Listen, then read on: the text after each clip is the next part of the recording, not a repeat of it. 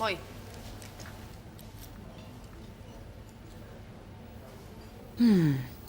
Onpas siinä sympaattisen näköinen rouva.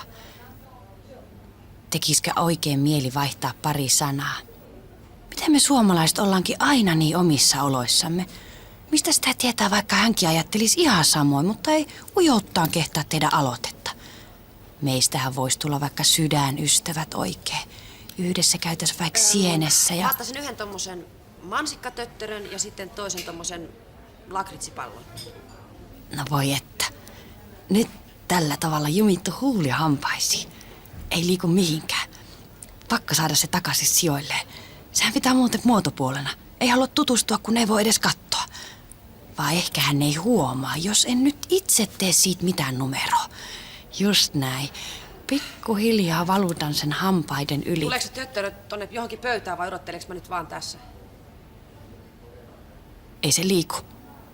Kurotankin muina miehinä tuosta vesilasia, ota huikan, niin se kostuu ja irtoaa ja sitten aloita jutustelun. Ai satana, se olikin se kahvi. Kielipalot, tulee rakkuloita, ilmaa kieleen. Jo helpottaa. Pitikin kiihtyä tuolle. Toivottavasti ei äkänny.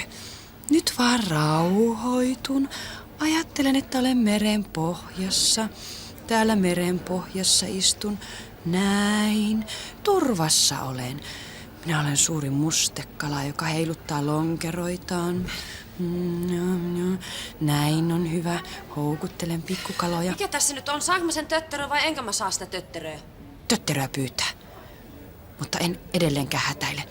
Hiippailen ihan rauhassa hakemaan sen. Näin. Hyvin pyyhkii. Se tuli lattiasta, mutta kuulosti kyllä ihan pierulta. Nyt se luulee, että minä pierasin. Pitää ihan moukkana. Minäpä astunkin siihen kohtaan uudestaan, niin se tajuaa, että se tuli lattiasta. Vielä epäilee. No, astutaan uudestaan vaan. Kyllä se tajuaa, ettei kukaan oikeasti pierasisi näin montaa kertaa peräjälkeen. Näin. Se alkaa tajuta. Hyvä. Nyt meillä on kontakti. Tää on näitä arkipäiväihmeitä, kun kaksi ihmistä todella kohtaa. Nyt on minun hetkeni. Tartu hetkeen, Sinikka. Tee se. Se ei pelaa, joka pelkää. Nyt minä rohkaisen itseni. Lähette sun kanssa sieneen.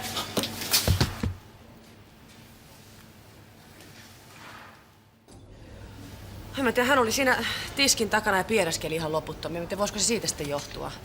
Ja silmät meni sillä lailla taaksepäin ja kieri tuli ulos. Harmi sinällään. Ois ollut hauska hänen kanssa mennä vaikka sieneen.